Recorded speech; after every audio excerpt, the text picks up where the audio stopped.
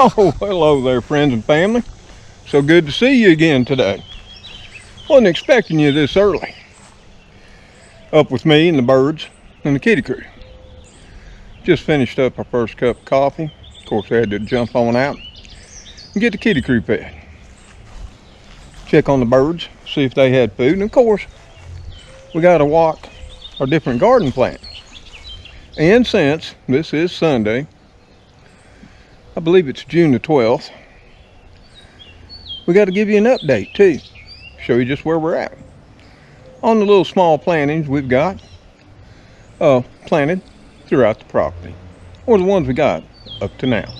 So if you'd like, grab a cup of coffee or tea, if you haven't had one already, and come along with me. And let's see where we're at on this lovely June day. Early in the morning. And as you can tell and hear, others are up, out and about as well. Yeah. Well, I see the kitty crew. One of them has been feasting this morning. Looks of the color of what they left behind. Yep, that little Greckle was breakfast. Now I'm thinking Spooky. Yep, and his sidekick Speedy. But that's just a natural way of things, natural order of life. Even though the kitty crew's well fed, as all of y'all know, because many of y'all contribute to that, yeah, there's still going to be kitties. But we're going to start this morning like we do most mornings, checking out the south side driveway bed garden plants. Yeah, don't pay attention to the Troy built. She's in the maintenance carport right now. We're going to try to change out the blades. Well, we tried yesterday, but they wouldn't break loose. And then maybe give it some other maintenance. See how that goes later after we check our plantings.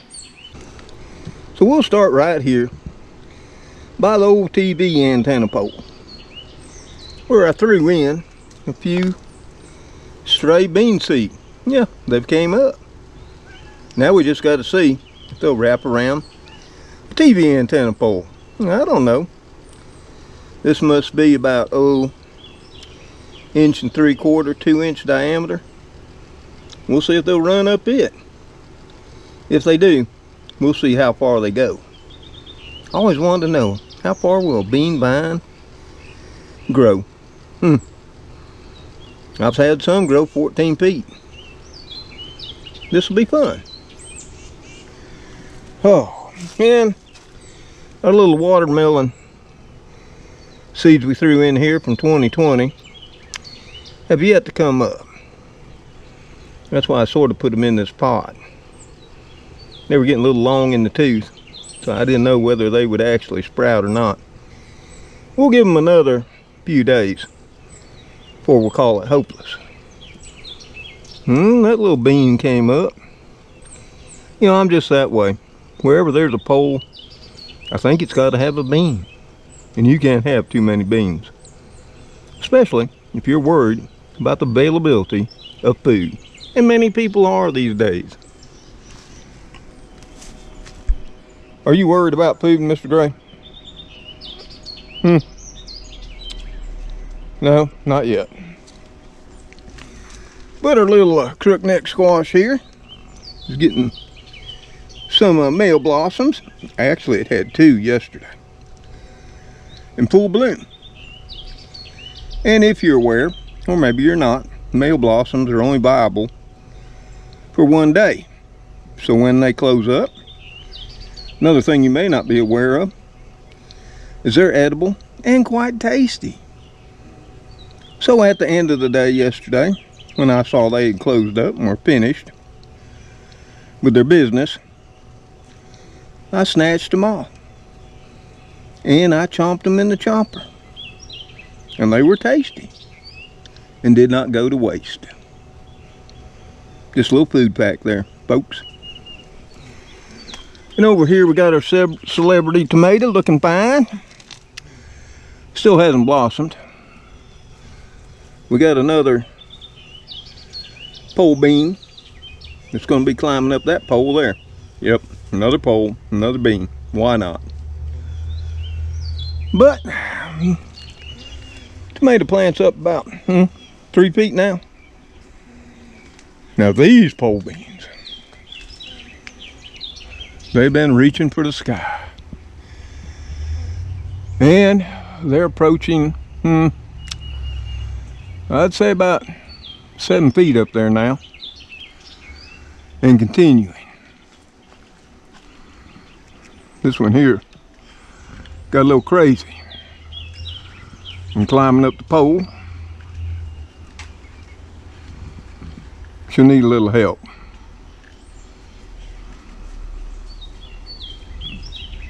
They're looking nice. But during the midday sun, this whole garden plot has really suffered from heat stress. I've showed that in the past. And I just don't understand it. And we're right here, 12th of June today. Supposed to be in the low 90s. Next 10 days, the mid to high 90s. In June, yeah, smoking hot. But I am noticing something here. And you may notice too, way back in there, in the lower canopy of the beans, some leaves are turning yellow.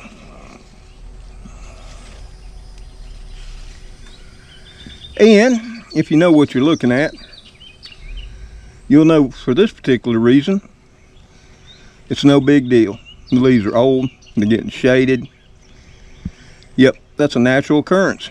What you should do is, if you can, snap them off clean or cut them with a pair of handy dandy scissors. As you know, I always carry scissors. Here are mine.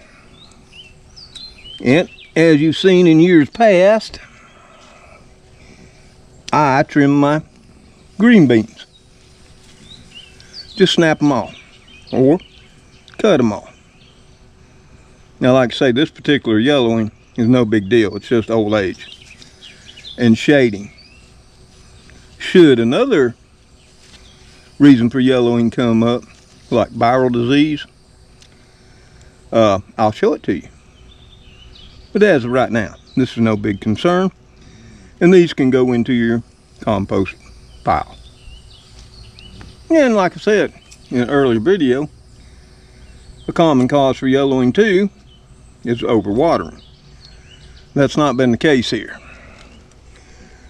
But our second crookneck squash plant has a perfect example of male blossoms in full bloom. These just came out this morning. And they will grace us through most of the day with their beauty. And when they're finished with their business, like most males of the species, they'll close up and they'll be done for the day. Just saying. But it's at that time you can snip them off or pluck them off and enjoy them as a tasty snack. And who doesn't know that flower pollen is not a good thing? If you don't, look it up, because it is. And we will, when these are finished, we'll be snacking on them. No females yet, but they're coming. I'm thinking. This brings us to our Burpless bush cucumbers, which we'll just step back. And I guess you could still call them a bush, even though they're currently at approaching 8 feet tall. Yeah, they're a big bush. And as you can see, they're full of blossoms. The majority are male. Yeah. The vast majority are still male, and I'm still not concerned. There is 1 or 2 or 3 females in there. I can see another one right there. There's another one with the cucumber. There are others, But something else to note here that you may not know that I let y'all know every year is cucumber blossoms are also edible. And they're also male.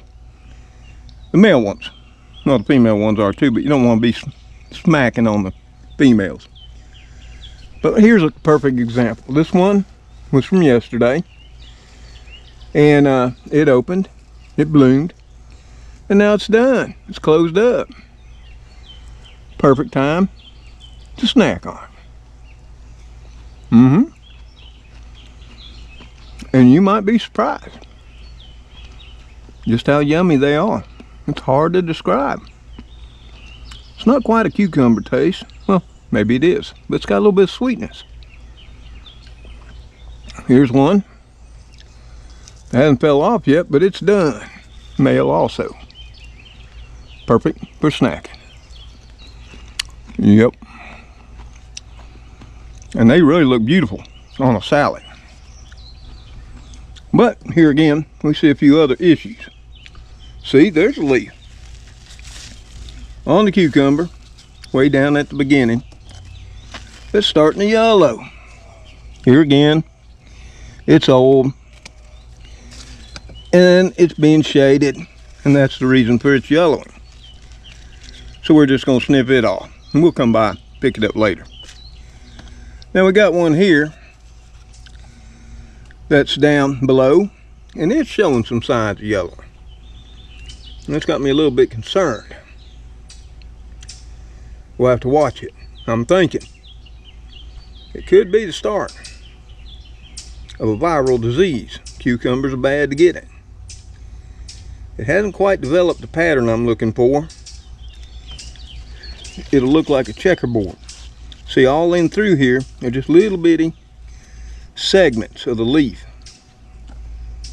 And when those individually start to yellow, and I'm thinking I'm seeing some of that right now, yep, that may signal my first instances of viral disease. Yeah. You know, brought on by funguses. So we're just going to watch that leaf real close. And should it be, we'll take the appropriate measures. Here's another leaf down here. I can tell that one's just old age. So carefully, we're going to snip it. Now this one-handed holding y'all and trimming my plants makes me a little nervous. Because just one slip up and I lose the plant. But so far, the cucumbers are looking fine. I don't see a nutrient deficiency or a positive disease popping out, poking me in the eye yet. And look at how big those leaves are. Bigger than my hand. See? So, she's looking fine. And there's only 3 plants there. So far, I'm happy. Now we're over here looking at our sweet banana pepper. Growing taller. Lots of new growth popping out. Looking pretty good now. No blossoms that I can see yet. The lunchbox, a lot of new growth. And new blossoms on it. And of course, it's got peppers. There's 1, 2, 3 that I can see right there. Oh, there's going to be plenty more. The tops are looking good, the crowns. New blossom in there. There's another one around yonder. One coming right here. So they're looking fine. But every midday, starting as soon as the sun blazes down on this plot, everything starts to go and look limp and wilted. Yep. I mean, just as soon is the sun hits in full strength. Doesn't even have to be midday. And that's the peppers, the cucumbers, which sort of kind of know they'll do it, the squash, the beans, and by midday, and I'm talking 11, 12, 1 o'clock human time, you know, we're on Central Standard Time, daylight savings, which puts us an hour ahead, you know, the man-made time. All of this will be wilting down. And if I don't water it right before that or during that, it will die. Maybe I'll show you. I think I have in past years. That's why I'm experimenting more with growing crops in more partially shaded areas to prevent that from happening. Because if I'm not here one day, you know, starting around 10 and later, I could lose most of this bed. And I still haven't found the reason why I'm seeing this so much more pronounced now, well, since 2018, than I used to see it the whole remainder of my life. And it's just not heat. I mean, I've been out here and it's been in the low 80s. When that sun comes blaring down on this bed, it's not long before it's all drooping, limp and wilting. I'll set the camera up one day and show you how it progresses. Won't be long now. And the sun will come past the oak and it'll be blazing down upon it.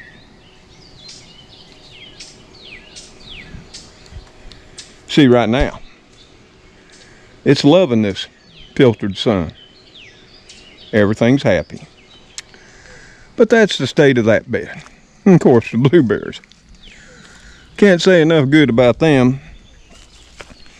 And we're picking them now daily. And what I do is I come out every morning. Yeah, I feed the kitty crew, of course. And then I get my breakfast. Oh yeah. I eat handfuls of blueberries.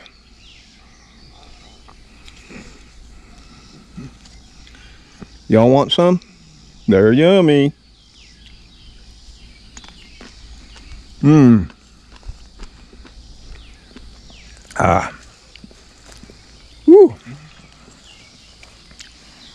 And the longer you let them ripen, the sweeter they'll get.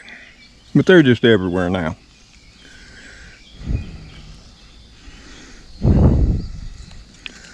I would say, if I had to guess, we're getting 2, 3, 4 cups easy a day. Or more. And these will last all through June, July, and normally early August.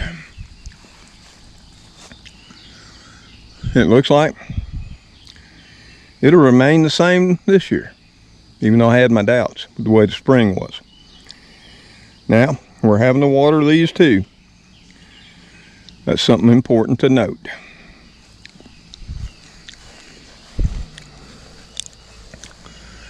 A curious fact this year has been the lantana. It's not bloomed. It's had like 1 or 2, but nothing like you've seen in years past. And that in and of itself is very strange. The fig just keeps surprising me. I think the last time we looked at it, it had about, no, I can't remember, I have to watch my own video, 12 to 16 figs, somewhere in that nature. And I counted yesterday, it's now got 27. Small ones keep popping up. Yes, they do. Of course, now we do got it fully mulched. And this was right at about, oh, I'd say a good 8 to 10 inches thick of grass clippings and leaves. And now it's matted down to about 6 inches. But I can tell you what, come out here in the middle of the day, lay your hand on top of the ground, sun beating down on it like it's starting to do, then uncover that ground and put your hand on it.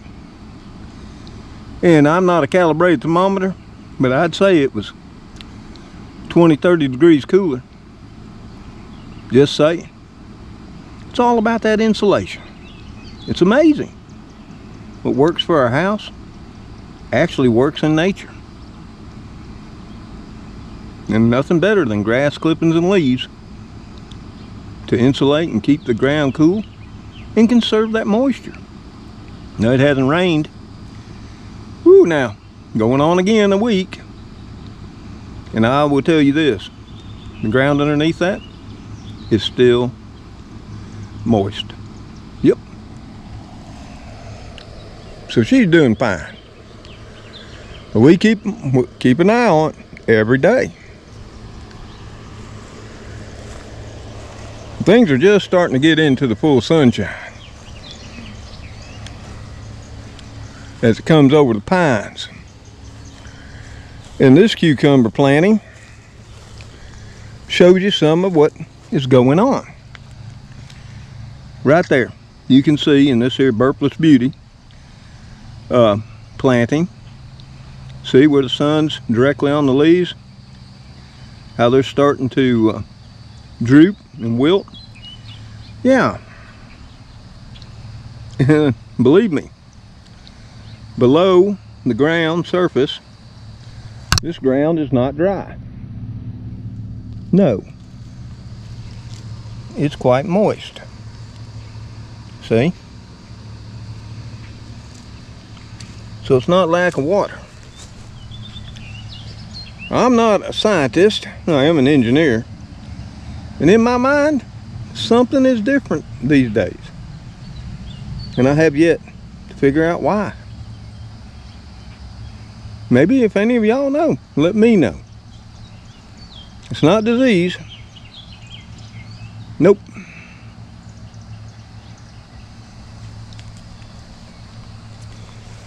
But we'll give it some more water, because as soon as you really flood it with water, even though I hate to do that, because you can risk suffocating your plants, lack of oxygen, which is uptaken by the roots, I'll give it a drink.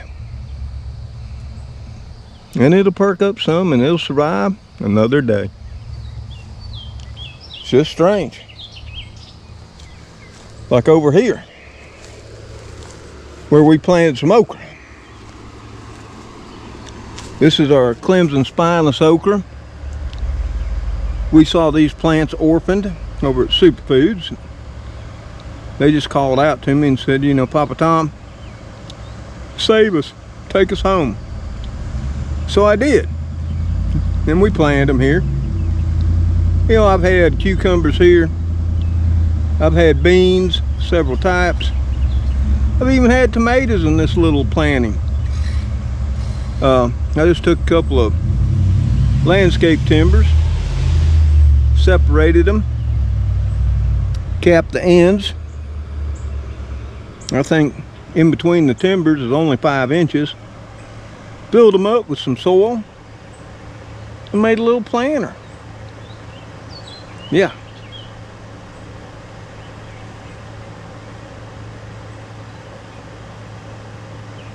Of course, that was 5 years ago when I put this together.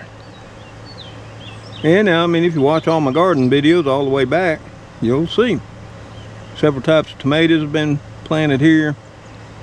Oh, beans, several types, cucumbers. There was cantaloupes one time. And now, hey, it was convenient to stick some okra. But you'll see okra is a heat-loving plant. It's a subtropical and tropical plant. And it's even suffering. And I will tell you right now, it's only 83 degrees. But as you can see, as soon as that sun clears the tree line to the east and starts bearing down, this is what the plants do. And they won't perk up until that sun goes behind another tree or a cloud comes in front of it. It's just mystifying me what is going on that didn't used to go on.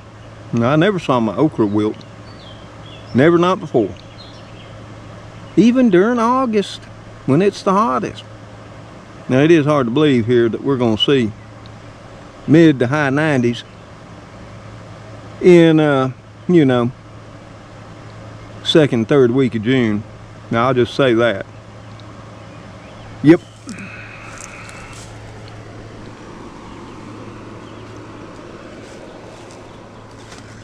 But here again, we'll give them a drink and they seem to perk up. Make it for another day. Now up here at the old clothesline pole plant, yeah, tomatoes are looking fine. Yeah, we got them all mulched in. They've been mulched in now 2 weeks. And here the other day, I think it was Wednesday, we started the first tie up. You can see it right there. Right here. And it's simple. You take some twine, that's some polypropylene. You tie it off at a post, you come around one side. You come across here. See how that's X'd right there? Come over to this side. Come down, loop your pole or T-post. Come on the opposite side. Cross in the middle, jump to the opposite side of this plant and tie off at this T-post. It's what they call the Florida weave. And we've been tying up tomatoes like this, or modified Florida weave, which is just basically where you don't cross in the middle, ever since I was a child in the mid-60s. Yep. So it's nothing new, but it is super easy to do. And I'm not a single stem tomato grower. Not this far south. I see some trying it. We'll see how it goes. But I've yet to see any prevalence of disease on these tomatoes. But I am starting to see just a touch of insect sign. I'll show you that when we get around to the other side. In fact, I might be able to show it to you right here. It's nothing major. Right in there. See that? That's looking like aphids, mites, or something of that nature. They're little soft-bodied insects. See the little bitty gray spots? Those aren't spots. Those are bugs. So we'll be spraying later in the late afternoon. Yep. When the sun gets off of them. We won't be using anything tragic. It'll basically be just washing detergent and water. That'll be more than enough. Then you can look up the formula. I think it's like a tablespoon per gallon.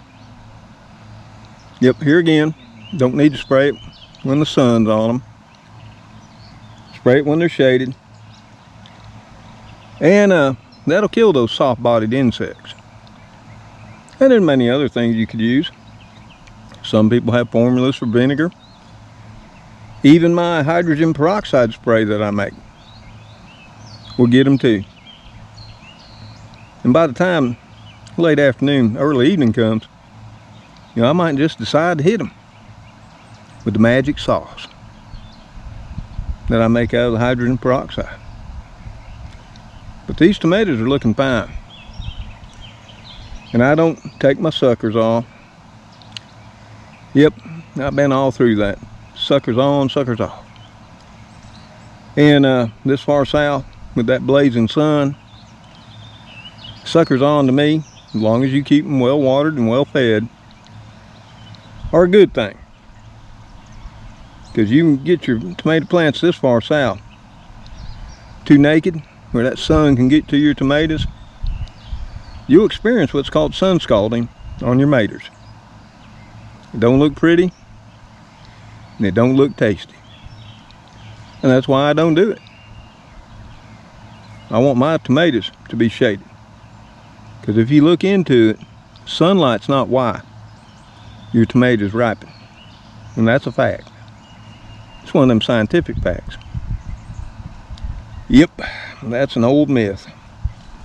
Yep, and I've done it. My parents did it, my grandparents. For a while, putting tomatoes on the windowsills. But then they also noticed tomatoes in the root cellar ripen too. Yeah, just as quickly. But y'all can look all that up. The beans over here are coming along, getting nice and bushy. And they're not bush beans. They're pole beans. Some of my Kentucky Wonder, rattlesnake cross beans. Already starting to climb up these two poles right here. That one's 3 to 4 feet. I'd say that's 4. This one here's, you know, a little past 3. It don't matter. They're looking fine. Got another one starting to run here that will be training up this particular pole. Before long, they'll all be running up the poles. Well, they've been there, what, 2 weeks? Ain't bad.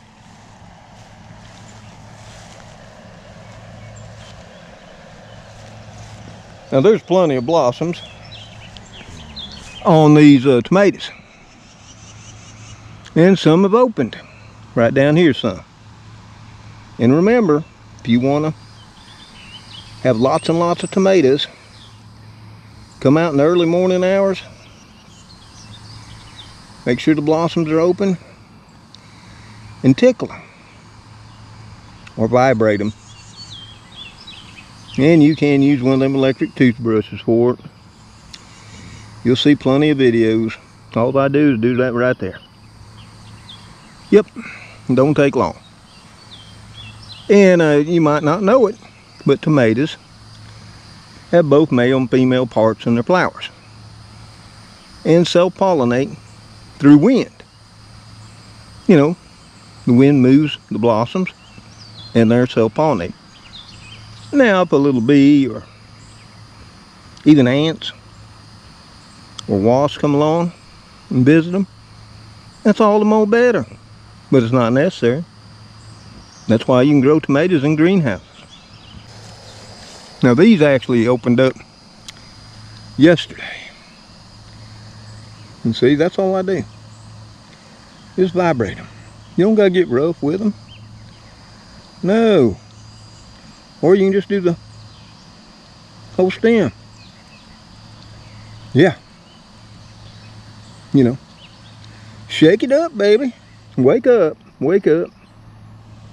Yep. That's all it takes to ensure that your tomatoes are pollinated. Or you can be the lazy way and just let the wind and other pollinators do your work. Yeah, I like to shake and bake, as they say. But the tomatoes are looking fine. I'm happy. And we'll deal with a little lifeblood sucking aphids, mites, whatever those are. It really don't matter. They all do the same damage. There's some more right here. Right there. They look like little bitty gray insects. In fact, those look like got a little gray stripe and a little bit of yellow on either side. but they're about to die. And really, that's the only major pest concern we've seen, and that's not too major. And a lot of reason for that, and I mentioned this many times over the years, is our feathered friends, the birds. You'd be surprised how many things they eat. Moths, caterpillars, beetles, yeah. They do it. And we're over here to our last planting currently, the old raised bed. Here we got our pepper garden, a cherry tomato, and an orphan zucchini. But overall, the peppers are coming along fine. Seeing a lot of blossoms starting to form. New growth coming out of the crowns. We got some weeds. But we knew that. This here gypsy, you can look down in it and see plenty of blossoms. I'm still not seeing nothing blossom wise over in its sister over here. Nope. But I am seeing new growth.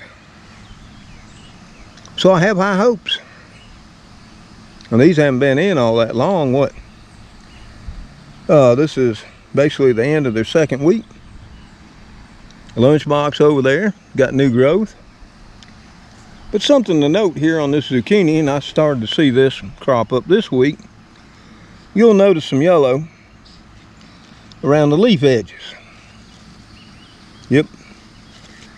Here again, that's not a disease, though it could be. It's very similar, and it may be. It could mean Fusarium wilt. Yep.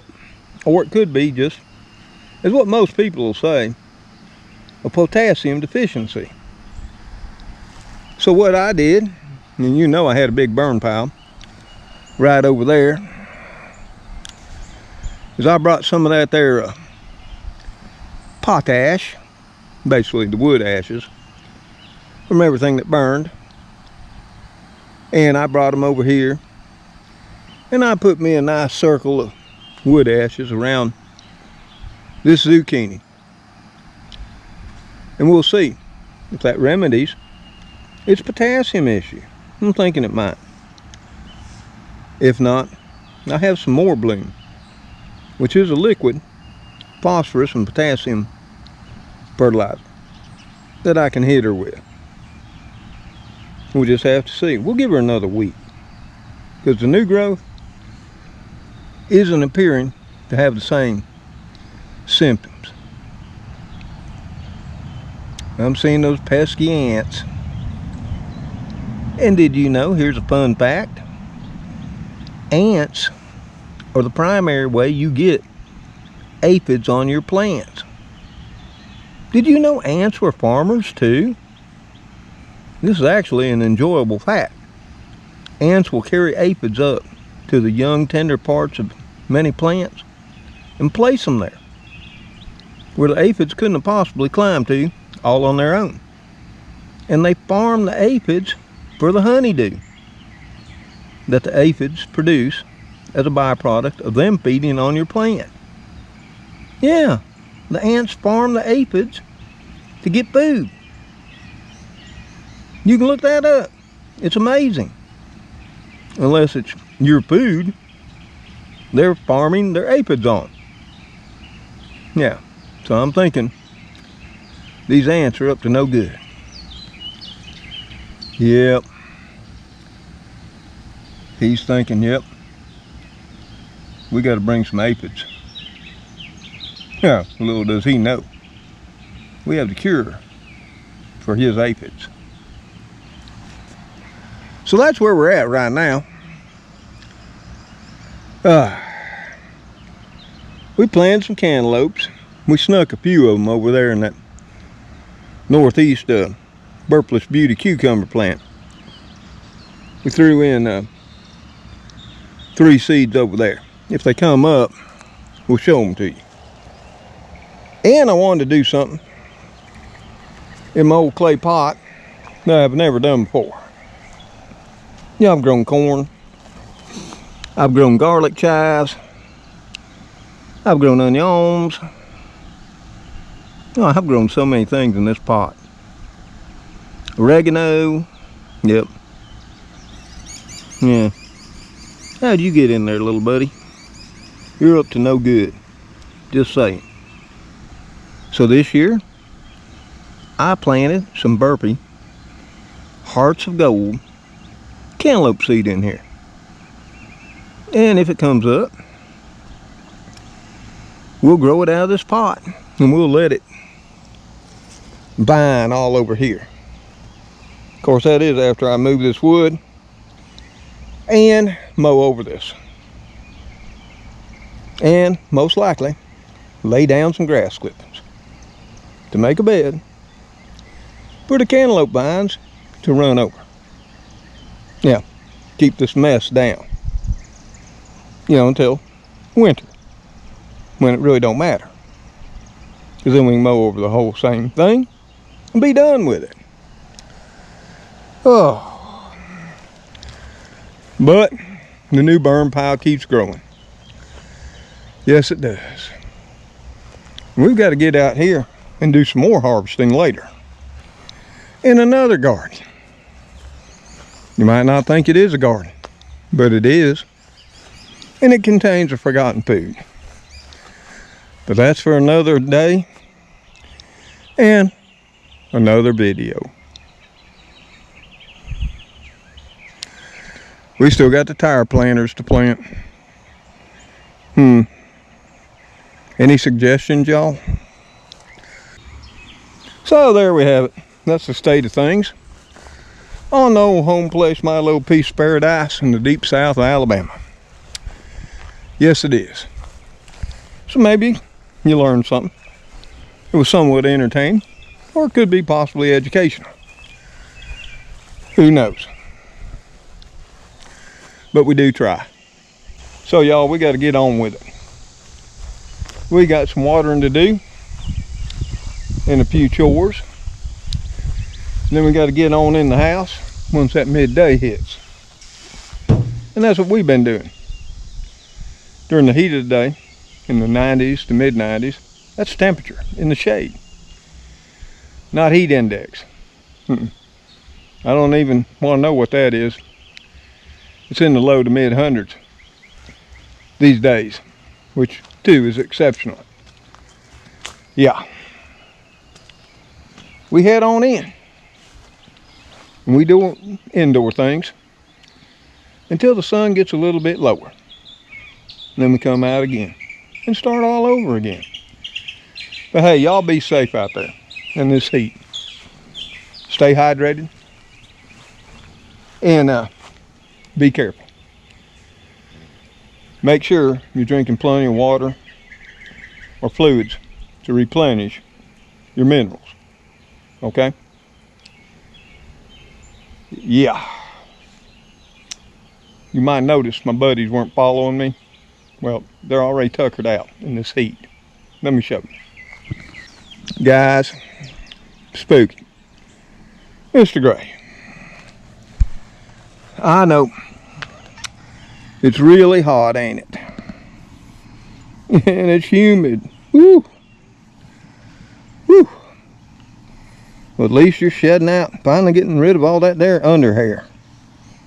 I know you'll be thankful, won't you, Mr. Gray? You got a thick coat. Spooky? Y'all zonked out, dude?